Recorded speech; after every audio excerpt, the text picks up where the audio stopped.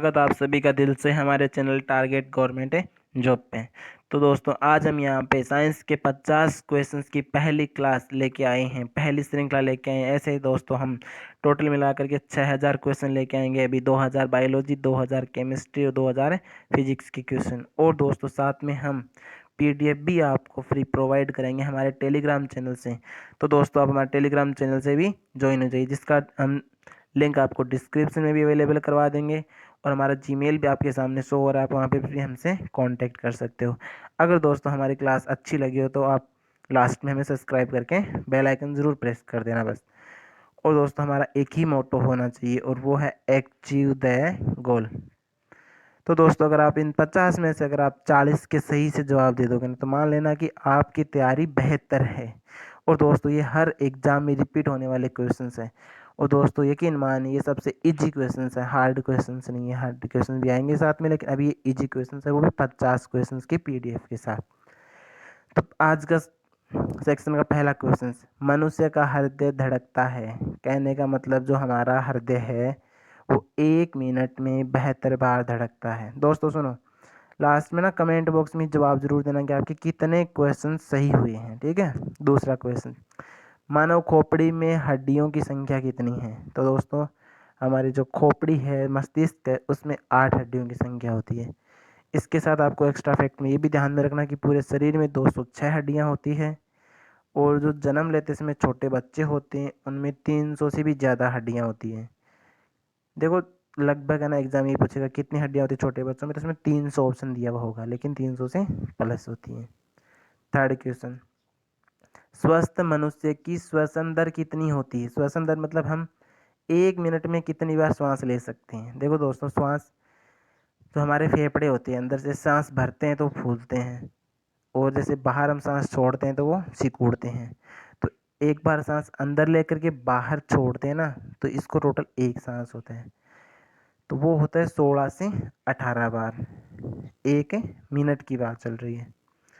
चौथा क्वेश्चन, मानव मस्तिष्क का वजन कितना होता है। तो दोस्तों वो होता है 1350 से 1400 ग्राम। और ये कैसे कि जो महिलाएं होती है ना दोस्तों, उनमें 50 ग्राम मस्तिष्क का वजन कम होता है, हमेशा ये ध्यान में रखना। मस्तिष्क का बड़ा भाग क्या कहलाता है। मस्तिष्क जो हमारा होता है वो 3 भागों में डिवाइड होता है।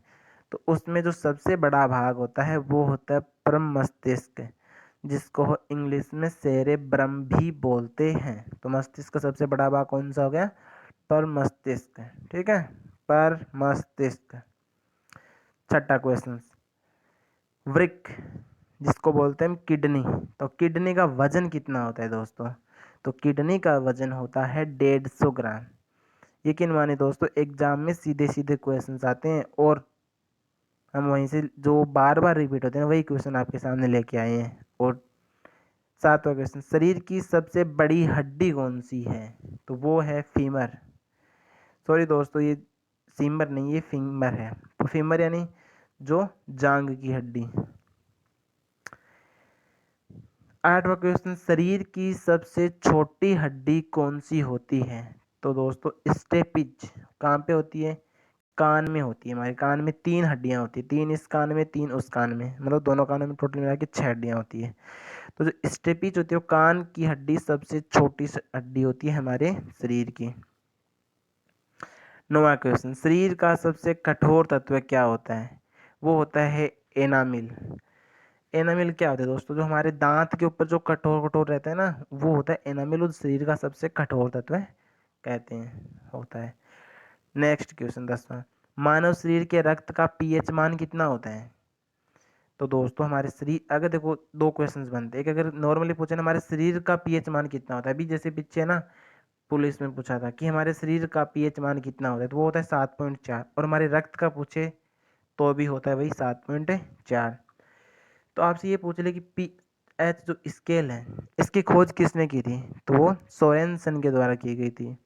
अब इसमें एक तो होता है उदासीन, जो होता है 7 पर। अगर 7 से कम है तो वो तो क्या होगा, अम्लीय। 0 से लेके 7 के बीच में क्या हो गया, अम्लीय। और 7 से 14 के बीच में क्या हो जाएगा, क्षारीय। और जो मेन पॉइंट है 7 बीच में, तो वो होता है उदासीन। अब 7.4 है, वो बोला कि हल्का क्षारीय होता है। कहने का मतलब जो 7 पे क्या हो गया, उदासीन, तो 7 से अगर 14 की तरफ जाएंगे तो इसमें क्षारीयता बढ़ती जाती है, और अगर 7 से हम 1 की तरफ आएंगे तो वो होगा अम्लीयता उसकी बढ़ती जाएगी दोस्तों। 11वां क्वेश्चन, मनुष्य में रक्त की मात्रा कितनी होती है? हमारा जो शरीर होता है बॉडी, तो इसमें टोटल 5 से 6 लीटर के बीच में रक्त होता है। या फिर अगर परसेंट में पूछे तो हमारे जो शरीर का जो वजन नहीं होता क्या, उस वजन का बाहर का 7% होता है। 12वां क्वेश्चन, मनुष्य के जो शरीर का रक्तचाप होता है, सामान्य मनुष्य का रक्तचाप कितना होता है? तो दोस्तों वो होता है, देखो रक्तचाप को ब्लड प्रेशर बोल दो, बीपी बोल दो, एक ही बात है। तो वो होता है 120/80 mm, मतलब 180 और 120 और 80 के बीच में होता है। अब कई बार होता है एग्जाम में ये भी पूछ लेता है, जैसे पीछे पूछा था कि हमारे शरीर में सिस्टोलिक बीपी कितनी होती है, तो वो होती है 120 mm। अगर डायस्टोलिक पूछ ले तो वो कितनी हो जाएगी, 80। 13वां क्वेश्चन से, मानव शरीर में जल की मात्रा कितनी होती है? तो जो हमारे शरीर बॉडी में टोटल 65 से 80% तक मात्रा जल की होती है। अब दोस्तों आप ऐसे सोच रहे हैं कि अगर एग्जाम में 65-80 दोनों आ गए तो दोस्तों इस साथ में कभी नहीं आएंगे। जैसे ऑप्शन में इस प्रकार से आएंगे, 10 से 20%, 20 से 40%, हो सकता है कैसे थे 70 से 80%, तो वो भी एक ही बात है, 65 से 80% के बीच होती है। अगला है कि रक्त को शुद्ध कौन करता है? तो वो करता है दोस्तों किडनी या फिर वृक्क बोल दो आप, एक ही बात है। दोस्तों ये कभी अपने दिमाग में मत लाना कि जो हमारा हृदय होता है वो रक्त को शुद्ध करता है। हृदय का काम होता है रक्त को पंप करना। 15वां क्वेश्चन है कि RBC जिसको बोलते हैं रेड ब्लड सर्कुलेशन, यानी लाल रक्त कणिकाएं, तो लाल रक्त कणिकाओं का निर्माण कहाँ पे होता है? तो दोस्तों वो होता है अस्थि मज्जा में। इसके साथ ये भी ध्यान में रखना कि जो RBC का दूसरा नाम एरिथ्रोसाइट भी कहते हैं। क्या कहते हैं? एरिथ्रोसाइट। अगला कि आरबीसी का जीवन काल कितना होता है? बहुत बार पूछते हैं आरबीसी डब्ल्यूबीसी, जैसे डब्ल्यूबीसी का जीवन काल 2 से 5 दिन के बीच में होता है, उसी प्रकार आरबीसी का जीवन काल 20 से 120 दिन के बीच में होता है। तो अगला है मानव मूत्र का पीएच मान कितना होता है? देखो दोस्तों इसको याद करने की सीधी सी बात देखो, जैसे मूत्र होता है तो इसको नहीं बोलते कि छी, तो ऐसे याद रखो छी से 6, तो मनुष्य के मूत्र का पीएच मान कितना हो गया? 6। अब आपको पता है 6 होगा वो अम्लीय होगा। कैसे? क्योंकि 7 से कम तक की संख्या 0 से 7 इज एसिड। ओके। 17वां क्वेश्चन, जो हमारा मूत्र होता है वो दुर्गंध क्यों देता है? तो दोस्तों वो देता है यूरिया के कारण। 18वां क्वेश्चन, मनुष्य में प्रतिदिन कितना मूत्र बनता है? तो दोस्तों लगभग 1.5 लीटर मूत्र मनुष्य प्रतिदिन त्यागता है। नेक्स्ट क्वेश्चन, शरीर में एमिनो अम्ल की संख्या कितनी होती है? तो देखो दोस्तों 20 हमारे शरीर में एमिनो अम्लों की संख्या होती है। एमिनो अम्ल में प्रोटीन पाया जाता है। देखो दोस्तों क्वेश्चन घुमा के भी पूछ सकते हैं कि प्रोटीन किसके बने होते हैं, तो उसका भी यही आंसर होगा, एमिनो अम्लों से बने होते हैं। सबसे ज़्यादा प्रोटीन जैसे होता है ना राइजोबियम, तो उसमें पाया जाता है। दालों में सबसे ज़्यादा प्रोटीन पाया जाता है, ये भी ध्यान में रखना। दालों में भी जो सोयाबीन की दाल होती है उसमें सबसे ज़्यादा प्रोटीन होता है। 20वां क्वेश्चन देखो नीचे लिखा हुआ है भी, सबसे ज़्यादा प्रोटीन दालों में होता है और वो भी सोयाबीन की दाल में। 20वां क्वेश्चन, शरीर की सबसे लंबी कोशिका कौन सी होती है? तो दोस्तों वो होती है हमारी तंत्रिका तंत्र। शरीर का सबसे बड़ा अंग कौन सा होता है? देखो दोस्तों अगर बाहर का तरफ पूछे ना तब तो होती है त्वचा। शरीर का सबसे बड़ा अंग कौन सा हो गया? त्वचा। शरीर में गुणसूत्र जिसको इंग्लिश में बोलते हैं क्रोमोसोम की संख्या कितनी होती है? देखो दो तरीके से घुमा के पूछ सकता है। अगर हमारे शरीर में ऐसे पूछे कि गुणसूत्र कितने जोड़ी होते हैं, तब तो बोलना है 23 जोड़ी। और अगर संख्या पूछे तब कितनी होती है 46। दोनों में ध्यान रखना, एक जोड़ी में दो हो गई ना, तो 23 इंटू 2 46, तो संख्या तो कितनी हो गई 46 और 23 ट्विंस, तो 23 जोड़ी गुणसूत्र या फिर 46 गुणसूत्र संख्या होती है। मनुष्य का हृदय कितने कोष्ठीय होते हैं? तो दोस्तों याद रखना, जो हमारे मनुष्य का हृदय होता है ना, वो 4 कोष्ठीय होता है। एक बार नहीं 1000 बार एग्जाम में रिपीट हुआ है। कई बार मनुष्य का पूछ लेता है, कई बार मछली का पूछ लेता है, मेंढक का पूछ लेता है, ब्लू व्हेल का पूछ लेता है। तो ध्यान में रखना दोस्तों, वैसे हम इस पर भी क्लास लेके आएंगे एक अलग से, लेकिन अभी के लिए ध्यान में रखो, मनुष्य का हृदय 4 कोष्ठीय होता है, मछली का पूछे तो 2 कोष्ठीय होता है, मेंढक का पूछे तो 3 कोष्ठीय होता है। देखो दोस्तों, याद करने में आपको ट्रिक बता देता हूँ। जैसे मनुष्य का तो आपको याद रखना ही है 4 होते हैं, 2 आलिंद 2 नीले, ऐसे याद रख लो, 2 तो 4। अब मछली क्या होती है कि ओनली जल में रहती है, तो सीधे याद रह जाएगा 2। मेंढक क्या होता है कि जल में भी रह सकता है, स्थल में भी रह सकता है। तो मेंढक क्या हो गया कि मछली और मनुष्य के बीच की हो गई ना, जैसे याद रखना है, मतलब ओनली फॉर याद रखने के लिए है, ऐसे नहीं कि बीच की होती है। तो वो कितना हो गया 3 कोष्ठीय। 24वां क्वेश्चन है कि लिंग निर्धारण होता है तो महिलाओं के क्रोमोसोम से होता है पुरुषों के क्रोमोसोम से? तो वो होता है दोस्तों पुरुषों के क्रोमोसोम से। कैसे कि महिलाओं के अंदर और पुरुषों के अंदर 22 जोड़ी गुणसूत्र दोस्तों समान होते हैं, लेकिन जो 23वां जोड़ी या फिर बोल दो कि 45वां और 46वां जो गुणसूत्र होता है वो अलग अलग होते हैं। क्योंकि 46वां गुणसूत्र जो महिला में तो कौन सा हो जाएगा एक्स, पुरुष में कौन सा हो जाएगा वाई। तो इसमें निर्धारण का काम कौन करेगा? पुरुष करेगा। अगर मान लो महिला का तो हो गया एक्स और पुरुष का अगर एक्स गुणसूत्र मिल गया तो अगला होने वाला संतान बेटी ही होगा, क्योंकि एक्स और एक्स किसका सिंबल हो गया? महिला का। तो अगर मान लो महिला का तो दोनों साइड में एक्स ही आना है। अगर पुरुष का वाई गुणसूत्र आ गया तो अगला होने वाली संतान क्या हो जाएगी? लड़का होगा। 25वां क्वेश्चन, लार में पाया जाने वाला एंजाइम कौन सा है? तो दोस्तों लार में 2 प्रकार के एंजाइम पाए जाते हैं, वो आप दोनों ध्यान में रखना। एक तो कौन सा हो गया टाइलिन, और दूसरा कौन सा होता है एमाइलेज होता है।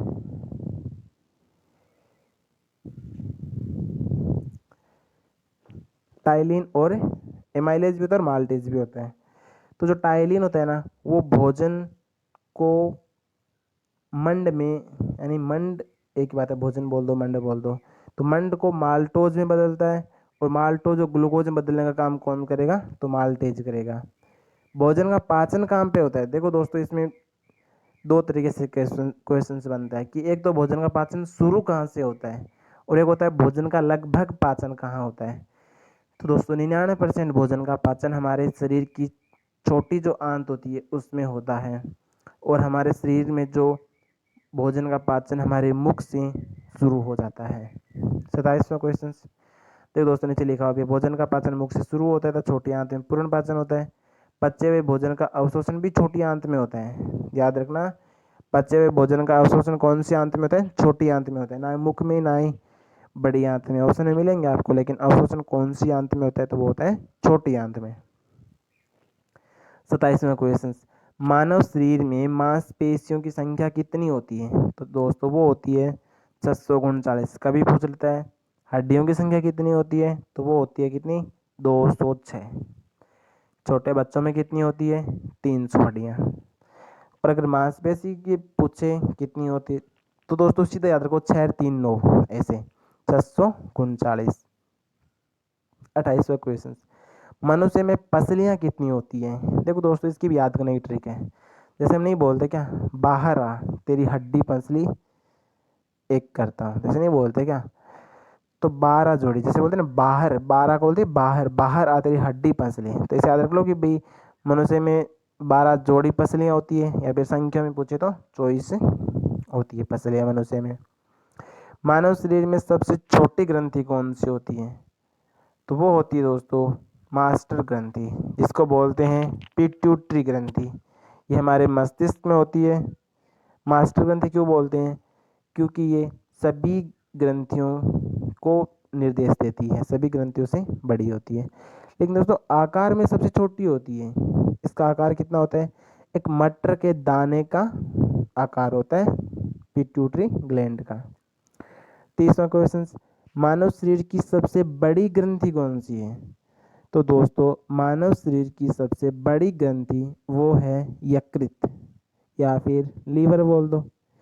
अब एक्स्ट्रा फैक्ट में अब इतना ध्यान में रखना कि यकृत यानी लीवर में विटामिन ए संचित होता है। विटामिन ए गाजर में, गोल्डन राइस में सबसे ज़्यादा मिलता है। रेटिनॉल विटामिन ए का वैज्ञानिक नाम होता है। और विटामिन ए की कमी से रतौंधी हो जाता है, यानी रात में नहीं दिखता। वैसे रात में तो किसी को नहीं दिखता, लेकिन जैसे हमें तो थोड़ा बहुत दिखता है, लेकिन जो रतौंधी होता है उसको रात में कुछ भी नहीं दिखाई देता दोस्तों। 31वां क्वेश्चन, श्वेत रक्त कणिकाओं का निर्माण कहाँ होता है? अभी देखो मैं 1 मिनट पहले ये पढ़ा था कि आरबीसी यानी लाल रक्त कणिकाओं का निर्माण कहाँ होता है, तो वो भी अस्थि मज्जा में था। डब्ल्यूबीसी का निर्माण भी अस्थि मज्जा में ही होता है। हमने पढ़ा था कि आरबीसी का दूसरा नाम क्या था, तो वो था एरिथ्रोसाइट। अभी हम पढ़ रहे हैं डब्ल्यूबीसी का दूसरा नाम क्या है, तो वो है ल्यूकोसाइट। आरबीसी का क्या हो गया? एरिथ्रोसाइट। डब्ल्यूबीसी का क्या हो गया? ल्यूकोसाइट। डब्ल्यूबीसी का जीवन काल कितना है? 2 से 4 दिन। अभी हम पीछे पढ़े थे आरबीसी का जीवन काल कितना होता है? 20 से 120 दिन। देखो दोस्तों, पढ़ तो आप घर पे भी सकते हो, कहीं और भी पढ़ सकते हो, लेकिन पढ़ना इम्पोर्टेंट नहीं है, उसको साथ में याद करना वो इम्पोर्टेंट है। कैसे याद करोगे आप, कितना याद कर सकते हो। और हाँ दोस्तों, हमारे चैनल के साथ जुड़ के रहिए। आपको मॉर्निंग में सुबह 7 बजे रोज़ाना रेगुलरली करंट अफेयर के वीडियो मिलते हैं रेगुलरली। और दोस्तों, हम जैसे एग्ज़ाम होगा ना, तो उससे पहले एक दिन में सारी करंट अफेयर 2021 की एक साथ करवा देंगे। आपको कहीं से भी पढ़ने का आवश्यकता नहीं है। साथ में दोस्तों, हम साइंस की अभी तो पहली क्लास है 50 क्वेश्चंस की, ऐसे हम श्रृंखला लाते रहेंगे। और दोस्तों टोटल मिलाकर के 2-2 हज़ार क्वेश्चंस करेंगे तीनों सब्जेक्ट के, बायोलॉजी के, फिजिक्स के और साथ में केमिस्ट्री के भी। और इसके साथ दोस्तों, जो आपको पता होगा, रेलवे हो चाहे एसएससी हो, रेलवे में चाहे ग्रुप डी ले लो, लोको पायलट ले लो, एनटीपीसी ले लो, एसएससी के अंदर एमटीएस, जीडी, चाहे वो सीजीएल हो चाहे सीएचएसएल हो, आपको पता है कि 25 नंबर की साइंस आती है। तो दोस्तों 25 नंबर बहुत ज़्यादा होते हैं, 1/4। तो दोस्तों साइंस के साथ साथ आपको पता है कि जितने स्टैटिक जीके से क्वेश्चंस बनते हैं ना, उतने क्वेश्चंस कहीं से भी नहीं बनते हैं। मतलब जैसे 25 क्वेश्चन ये बन गए, बाकी जो 25 क्वेश्चन होते हैं ना जीके के पोर्शन में से, तो आपको पता है कि करंट अफेयर के पूछ लेता है उसमें 8 क्वेश्चंस, 8 से 10 क्वेश्चंस। पीछे कितने बचे? 15। उस 15 में भी दोस्तों 10 क्वेश्चंस स्टैटिक जीके के आते हैं, तो वो भी हम आपको completely static GK topic wise पढ़ाऊंगा मैं सब कुछ बस। और जो साथ में आपका जीके है वो भी मैं आपको कवर करवा दूंगा। बस आप हमारे चैनल पे जुड़ के रहिए, और साथ में पीडीएफ फाइल भी मिलेगी आपको, वो भी हमारे टेलीग्राम में ग्रुप से।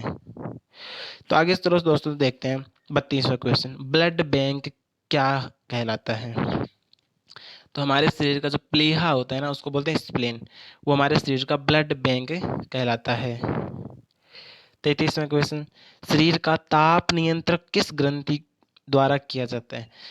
तो जो हमारे ह्यूमन बॉडी का टेम्परेचर जो कंट्रोल है, वो हाइपोथैलेमस ग्रंथि के द्वारा किया जाता है। कौन सी ग्रंथि के द्वारा? हाइपोथैलेमस ग्रंथि के द्वारा।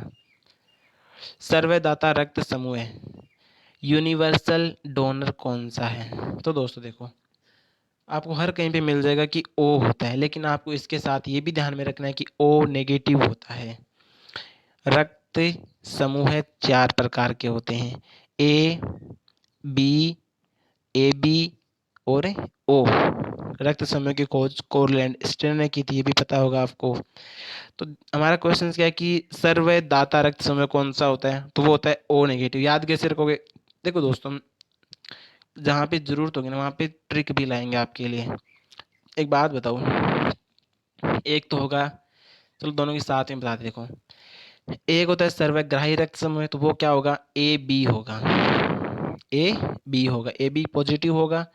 और जो सर्वदाता होता है वो ओ नेगेटिव होगा। तो सुनो दोस्तों, अगर हम बोलते हैं कि असेप्टर, असेप्टर में क्या आता है? ए आता है ना, करते। देखो ये रहा, ए बी क्या हो जाएगा, सर्वग्राही यानी यूनिवर्सल रिसेप्टर। हम इसको रिसेप्टर नहीं, हम इसको याद करने की ट्रिक से असेप्टर बोलेंगे। तो असेप्टर में आता है ना एक्सेप्ट करना, ए, तो ए से क्या हो जाएगा ए बी। और ये क्या होता है कि यूनिवर्सल डोनर, डोनर में देखो दोस्तों डी ओ आ रहा है कि नहीं आ रहा, तो donor D O N O R, तो ओ से याद रख लो कि ओ होता है। अब नेगेटिव पॉजिटिव कैसे याद रखोगे, तो अगर हम किसी को रक्त मान लो दोस्तों दे रहे हैं, डोनर यानी दे रहे हैं, तो हमारे पास रक्त की क्या होगी, कमी होगी, तो वो हो जाएगा नेगेटिव। अब ग्राही में क्या, हम रक्त को ग्रहण कर रहे हैं, तो मतलब हमारे शरीर में रक्त की मात्रा बढ़ेगी, बढ़ेगी मतलब प्लस, तो ए बी पॉजिटिव याद रखना। अगर हमें रक्त मतलब सर्वग्राही पूछे तो ए बी पॉजिटिव, अगर सर्वग्राही के अलावा सर्वदाता पूछ ले तो ओ नेगेटिव। 36वां क्वेश्चन, हिपेरिन नामक प्रोटीन का उत्पादन किसके द्वारा होता है। तो दोस्तों जो हिपेरिन हमारे शरीर में प्रोटीन होता है उसका होता है लीवर यानी यकृत के द्वारा। इसके साथ बहुत कम पूछता है ये तो, लेकिन ये जरूर पूछता है कि हिपेरिन हमारे शरीर के अंदर रक्त को जमने से रोकता है। देखो दोस्तों एक तो होता है फाइब्रिनोजिन, एक होता है हिपेरिन। हिपेरिन क्या करता है, हमारे शरीर के अंदर होता है, तो वो हमारे शरीर के अंदर रक्त को जमने नहीं देता। और अगर बाहर होता है फाइब्रिनोजिन, वो क्या होता है कि जैसे मान लो हमारे शरीर पे चोट लग जाती है तो तुरंत वहां पर ये रक्त जम जाता है। 37वां क्वेश्चन, तो वो है पित्त, जिसको बोलते हैं बाइल जूस, यानी पित्त का निर्माण कहाँ होता है हमारे शरीर में। देखो दोस्तों इसमें एक नंबर पे आपको क्वेश्चन में पित्ताशय जरूर मिलेगा। आप सोचोगे पित्त पित्ताशय से बनता है मतलब निकलता है, तो ये एकदम गलत है। पित्त का निर्माण यकृत में होता है और पित्त यकृत से निकलेगा, लेकिन जो पित्ताशय होता है उसमें इकट्ठा होता है, जमा रहता है। तो आज से याद रखना, पित्त कहाँ पे इकट्ठा रहता है, तो वो कहाँ पे, पित्ताशय में, लेकिन निकलेगा कहाँ से, निर्माण कहाँ होगा, तो यकृत में।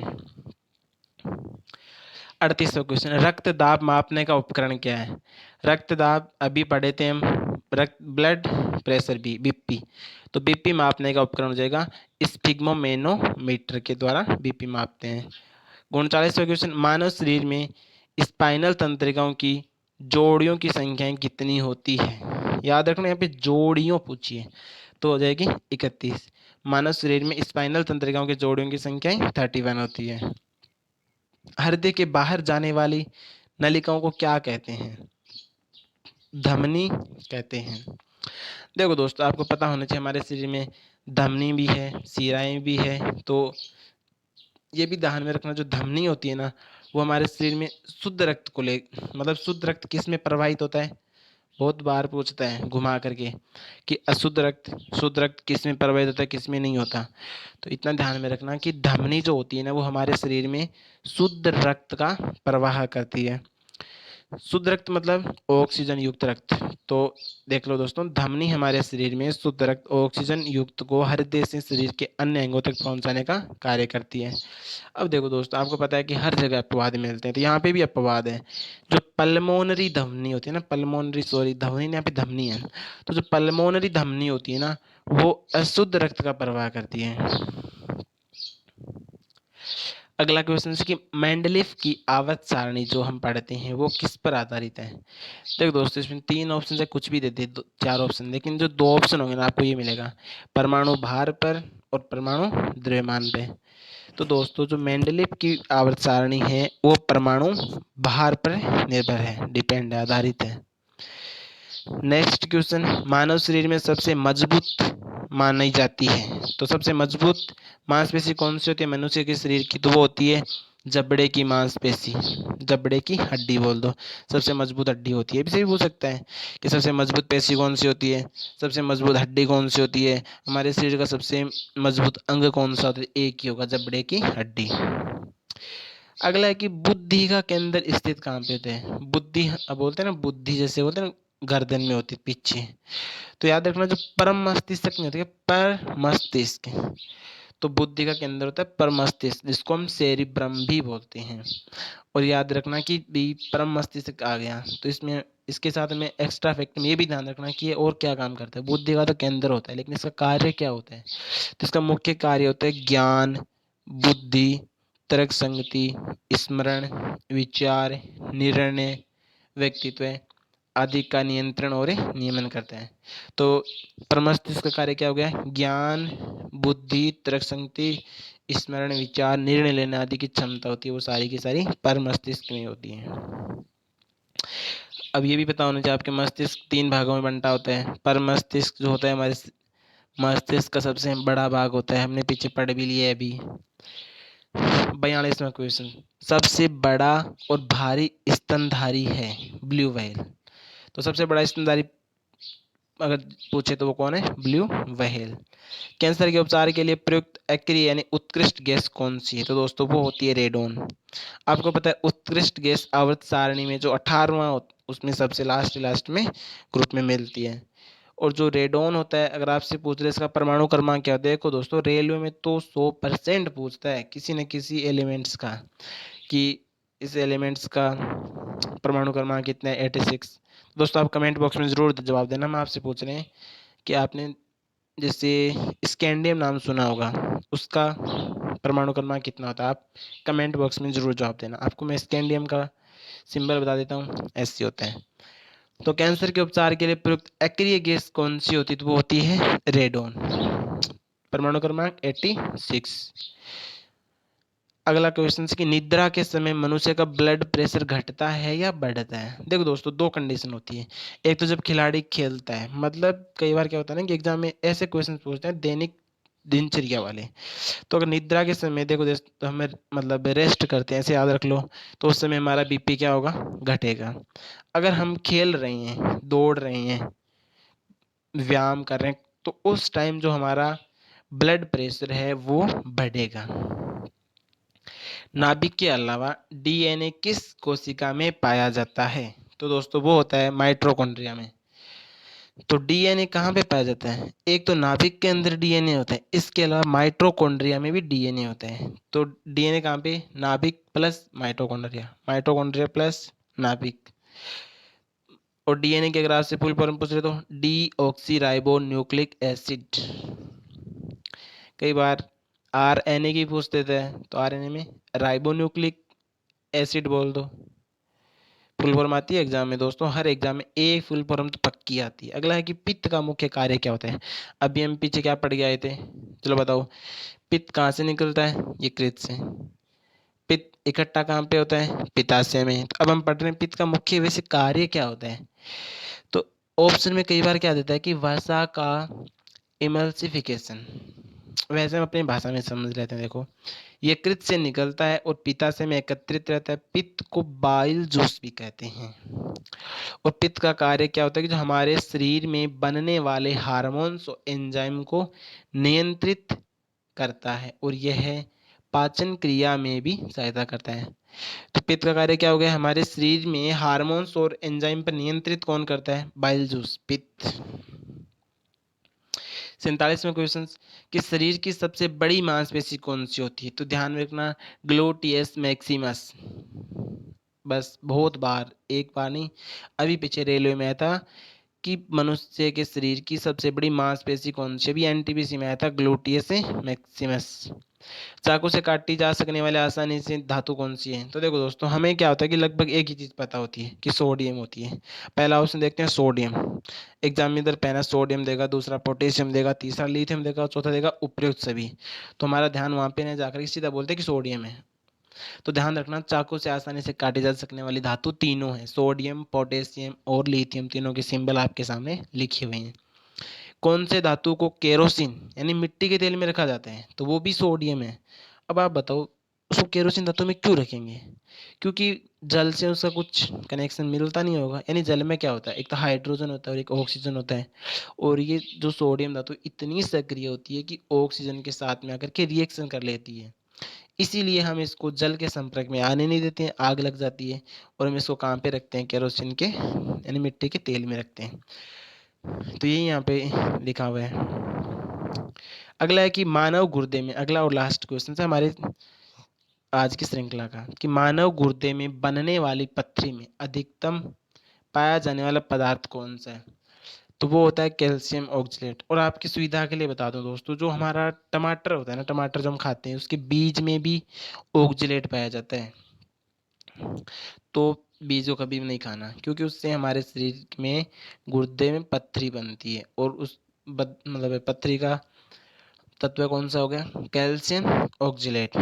और दोस्तों आज हम आपको एक, मुझे पता आप सभी कंपटीशन एग्जाम की तैयारी कर रहे हैं तभी इस क्लास को देख रहे हैं, तो आज का क्वेश्चन है आपके लिए, रासायनिक परिवर्तन का उदाहरण बताइए। आपको पता होना चाहिए यहाँ पे दो प्रकार के परिवर्तन होते हैं, रासायनिक परिवर्तन और एक होता है भौतिक परिवर्तन। तो आपको कमेंट बॉक्स में मुझे बताना है कि उसका उदाहरण बताना है, जितना आपको आता हो, एक दो जितने भी आते हैं। और दोस्तों अगर आपको क्लास अच्छी लगी हो तो अपने दोस्तों के साथ शेयर ज़रूर करना, क्योंकि आपको पता है कहीं पे भी हो लेकिन आपको साइंस बहुत बड़ा इम्पोर्टेंट रोल निभाती है। और हम दोस्तों यहाँ पे आपको कम्प्लीटली लगभग एग्ज़ाम से पहले पहले मैं वादा करता हूँ आपसे 10,000 क्वेश्चंस करवा दूंगा दोस्तों। और हाँ, जहाँ पे 25 नंबर की साइंस है ना, वहाँ पर आपके 23 से 24 नंबर तो कोई नहीं छीन सकता, आपको पता है दोस्तों। तो सो प्लीज़ लाइक ज़रूर करना अगर आपको अच्छी लगी हो तो, और कमेंट बॉक्स में अपना सुझाव ज़रूर देना कि आपको और क्या चाहिए क्या नहीं, सब कुछ हमें। और शेयर अपने दोस्तों के साथ ज़रूर करना क्लास को, कि भी